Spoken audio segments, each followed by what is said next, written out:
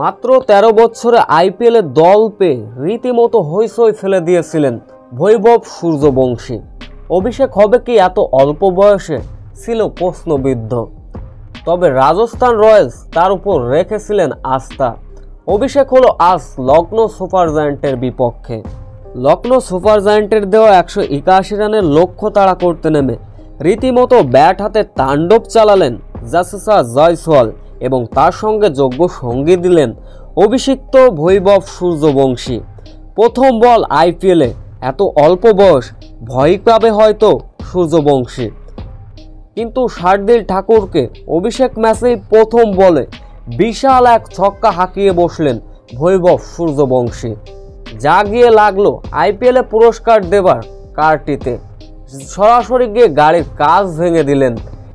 19 বলে যখন 34 রানে ব্যাটিং করছিলেন বৈভব সূর্যবংশী, তখনই দুর্ভাগ্যবশত স্টাম্পিংয়ে আউট হলেন তিনি।